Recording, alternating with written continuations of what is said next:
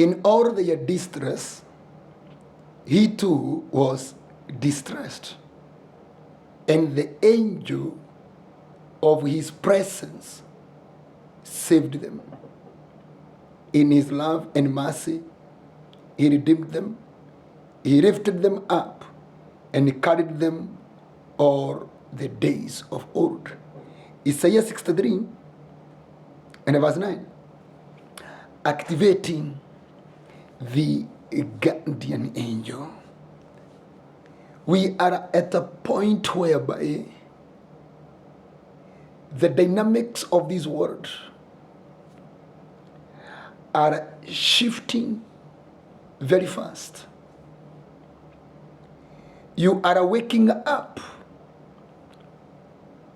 one morning and you are finding everything is new. New applications or apps, new discoveries, new inventions, everything is new. And you find there is a group of people who are lagging behind. You don't have facilitative energy of quickening you to catch up or to be up to date with the ever-changing world dynamics. But there are people who have mastered where the world is heading to.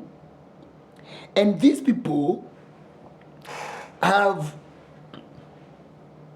made it their obligation to invest in the supernatural. They are investing in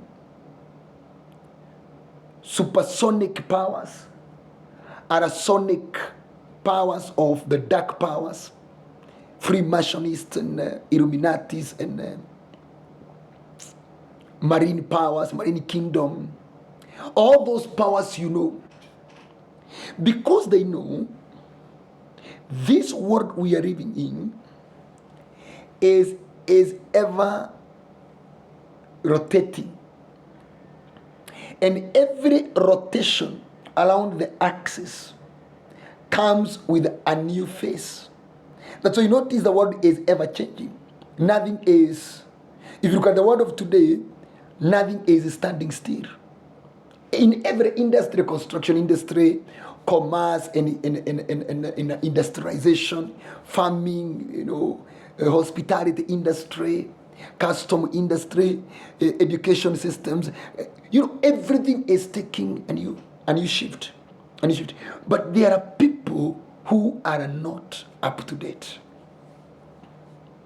And they are finding themselves not in a position whereby they can be integrated in the systems, because you are coming with an outdated modules of life.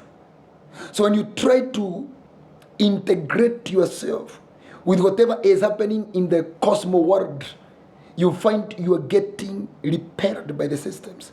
You are getting rejected by the system. And these people are suffering very much. Here he is saying, in all their distress, he too was distressed. I would like you to look at the reaction of distress of God. And the angel of his presence saved them. When they were distressed, the people of Israel, when they were in Egypt, when they were distressed because of the agony of oppression and slavery, God was, if you read Exodus chapter 2, the last verse speaks of, and God was concerned. And he told Moses, I am concerned in chapter 3 of how the slave drivers are treating the people of God. So when God gets concerned of what you are going through, he reacts by sending an angel. Do you remember Hagar when she was at the pool of Beersheba, some of them? If you look at her, the first incident of chapter number 17 is chapter number 16 there. The angel, yes, chapter number 16, the angel of the Lord told her that because God have heard your misery. So the angel of God, why we need that angel, because that angel reacts in accordance to God's concern about your condition. So if this angel is absent in your spiritual realm, God can be concerned about what you are going through, but you don't see reaction of God, because reaction of God is through an angel, and this angel comes to save you from your distress. When you get distressed and your distress is genuine before God, God gets distressed. When God gets distressed, He is now concerned, He is worried about your life and all that. The angels of the Lord act in saving you. When God gets distressed or stressed about what you're going through, the angel leads the stress of God and locate where that stress is coming from, and he moves very quickly to save you from that stress, so that God can stop being stressed. So the angel, your guardian angel, is ever scanning God about you. If God is stressed about what you're going through, the work of the angel is to react in your life to save you from what is stressing you, so that God can stop being stressed. The angel of God. Hey! And he is saying, he redeemed them. And he redeemed them he lifted them up and he carried them all the days of the old. That is so powerful, that the angel of the Lord shall always come to save you, to redeem you from your distresses, from what troubles you, so that what you are going through doesn't distress God. So imagine so how do you activate this angel? Because that's the point of concern. Number one is his presence, the angel of his presence. So if you want this angel that saves you from distress, because your distress is distressing God. Guy, can you imagine going through financial constraints and God is distressed the way you are distressed here? Does your teacher pay tax? Temple tax? Yes, he does. And Jesus is asking, what do you think? So that we do not offend them, can you go and do something there and come with that money and pay my temple tax and yours? He get distressed. You are going through pain. Is God going through the same pain? Is he feeling it? Is he part of your pains? Is God part of your pains?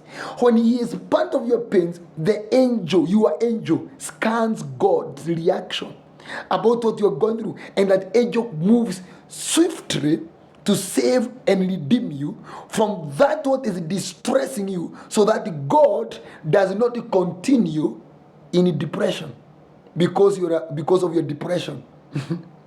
So number one is the presence of the Lord. Number two, in his love and mercy. In his love and mercy. This angel does not rest on everybody because you are in distress. This angel comes in your life because number one, he is the angel of his presence. So you must be in his presence. Number two, you must be of his love, and you must be of his mercy. Two things. You must be of the covenant of love with God, the one he speaks of in Deuteronomy chapter number 7. In Deuteronomy chapter number 7, he speaks of the covenant of love between the people of God and God himself. In Deuteronomy chapter number 7, verse 6, and also verse 7, and also verse 12. On the verse, he speaks of, in verse 9, he speaks of the covenant of love, and then mercy.